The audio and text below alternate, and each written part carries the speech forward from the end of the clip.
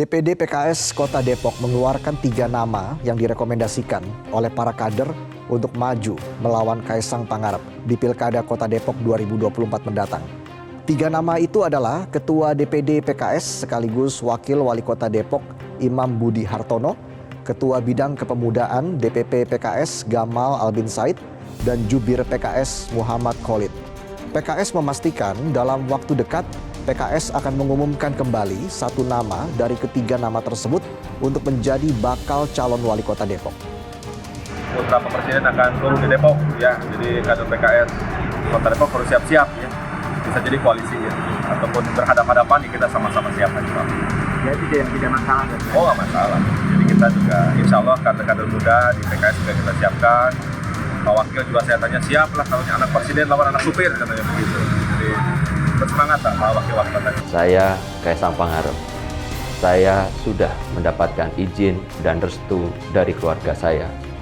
Insya Allah dengan ini saya siap untuk hadir menjadi Depok pertama. Mohon dukungannya. Merdeka! Apa hubungannya kalau dia menang dengan Kaisang jadi wali kota? Enggak, karena Kaisang kalau punya kesempatan jadi wali kota, nggak tergantung dari apakah dia menang atau tidak. Apakah partai ini menang atau tidak. Bahkan kalau partai ini nggak ada di Depok pun, Kaisang masih punya kans untuk jadi wali kota. Kalau memang warga Depok begitu menginginkan, ya perubahan itu dikawal oleh Kaisang. Sebenarnya pertama ini datang dari para pengurus PSI di Depok. Karena mereka kan yang mengerti, lebih tahu bagaimana kondisi sosial di sana, bagaimana kondisi dan aspirasi masyarakat sana. Dan ada aspirasi-aspirasi bagaimana kita mengubah wajah Depok yang 20 tahun dari kepemimpinan dari istilahnya ya rezim yang sama begitu ya. Tapi PKS tuh Depok. ya, dan udah ganti-ganti. Betul. Dan by statistik angka-angkanya itu ya misalnya Setara Institut berkali-kali menobatkan Depok sebagai kota intoleran. Juga ini saya bawa data dulu ya. Dari BPS tahun 2022 aja Depok ini masih penganggurannya 7,82%, ini di bawah maksudnya masih lebih tinggi daripada angka pengangguran nasional yang hanya 5%-an. Memang concern tentang Pilwalkot Depok ini magnitudenya luar biasa besar ya, bahkan nasional. Nah, kembali ke soal Kaisang, saya menilai bahwa itu hak politiknya Kaisang. Toh akhirnya kembalinya lagi kepada pilihan warga Depok. Oke. Warga Depok mau nggak milih beliau? Kan begitu, kan kembalinya diserahkan kepada rakyat. Begitu. Tapi Mas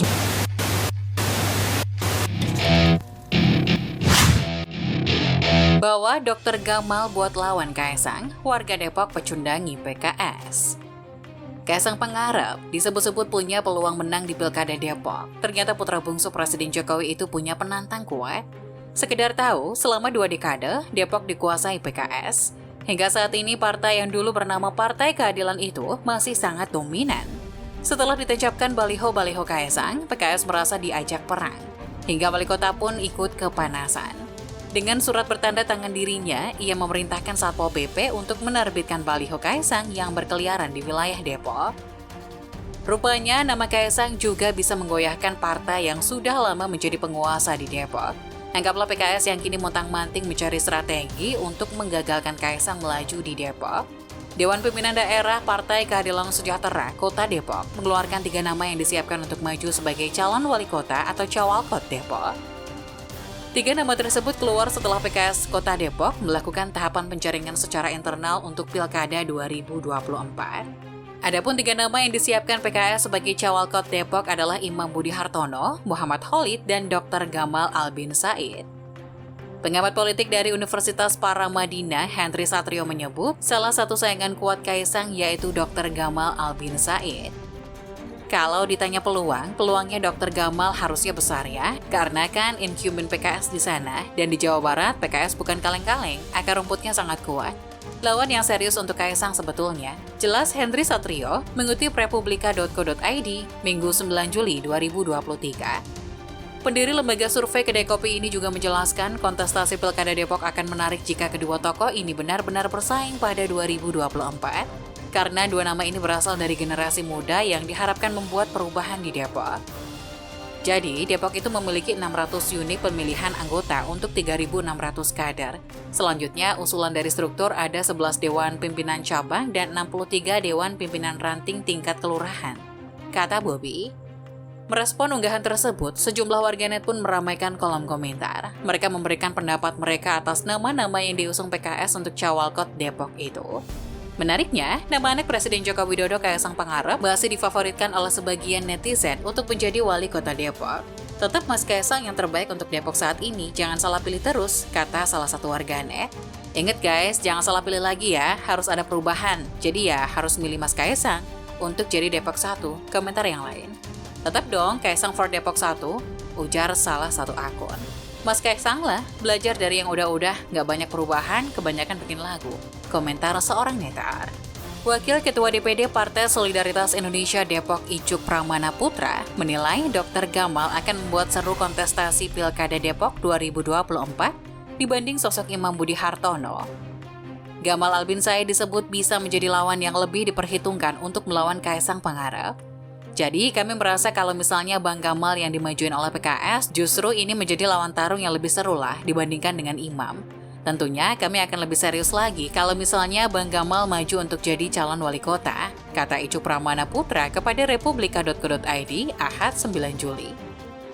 Menurutnya sosok Kaisang Pangarep memang harus memiliki rival seperti Dr. Gamal.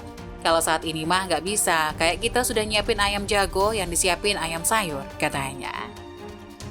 Icuk menjelaskan jika partai-partai politik di Pilkada 2024 memunculkan nama atau tokoh baru yang berkualitas, maka yang akan mendapatkan keuntungan adalah masyarakat Depok sendiri. Nama atau tokoh baru diharapkan bisa memberikan perubahan bagi daerah ini.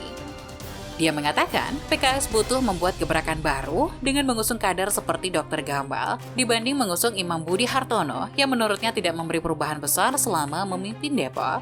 Yang jelas, kalau bisa yang baru aja mendingan. Jadi dengan munculnya nama-nama ini, PSI merasa yang paling diuntungkan adalah teman-teman warga kota Depok sendiri. Yang penting, kalau memang mau serius untuk bangun kotanya dengan nama-nama yang keluar sekarang, fokus aja bikin gebrakan baru juga daripada mengulang kesalahan yang berulang terus, ujarnya. Ya namanya baru ya selalu belum ada rekor sama sih. Itu kan kalau itu sama aja logika waktu di zaman Orde Baru dulu, untuk jadi presiden harus punya pengalaman jadi presiden. Ya nggak bisa begitu dong. Seperti misalnya Pak Jokowi waktu awal 2014 juga diragukan beliau menjadi presiden Indonesia. Ternyata waktu membuktikan. Menurut saya beri aja kesempatan. Kan gini loh, anak muda berpartisipasi dalam politik, khususnya politik lokal, membangun daerah, itu kan harus diapresiasi. Jadi kalau PDI Perjuangan menganggap belum ada prestasi Bob di Medan atau katakanlah Gibran di Solo gitu, itu tanggung jawabnya justru ada bukan di presiden, tanggung jawabnya itu ada di PDI Perjuangan, karena keduanya diusung oleh PDI Perjuangan dan merupakan kader PDI Perjuangan gitu. Kalau Kaisang kan agak beda nih. Kaisang ini kan kelihatan agak keluar dari jalur PDI Perjuangan. Ya kan lebih kelihatan lebih dekat dengan PSI, belum tentu juga ya bersama dengan PSI gitu ya. Dan oleh karena itu mengaitkan antara kader PDI Perjuangan yang dianggap kurang, ya kadarnya biasa-biasa saja, dengan Kaisang yang bakal diusung oleh PSI, ya tak tepat gitu loh. Ya ngaruh lah. Jadi kalau ditanya serius atau tidak, saya sih yakinnya serius. Serius. Tapi Depok yang mana? Ini kan pertanyaan nih. Wah, Depok mana? Di Depok Jawa Barat atau Depoknya Sleman? Yogyakarta. Bisa juga Sleman, istrinya kan orang Sleman. Istrinya orang ya? Sleman. Tapi satu lagi catatannya, ini kan Mas Kaisang masih ngikutin Bang Bobi dan Mas Gibran. Ya. Dan rumusan anaknya Jokowi ya, anaknya Pak Jokowi ini sama. Saya mencoba mencari berbagai teori yang bisa menjelaskan supaya semuanya dapat gitu loh. Artinya nggak nyalain ke Kaisang tapi juga tidak membenarkan gitu ya. Lalu saya carilah Undang-Undang Nomor 8 Tahun 2015 yang dibatalkan MK, bahwa sebenarnya politik dinasti yang terkait adanya relasi patron klien di antara calon-calon itu kan sudah dihapuskan. Nah, jadi kalau orang ingin melarang politik dinasti, buatlah aturan, teman-teman di DPR yang harus bekerja untuk itu yang pertama.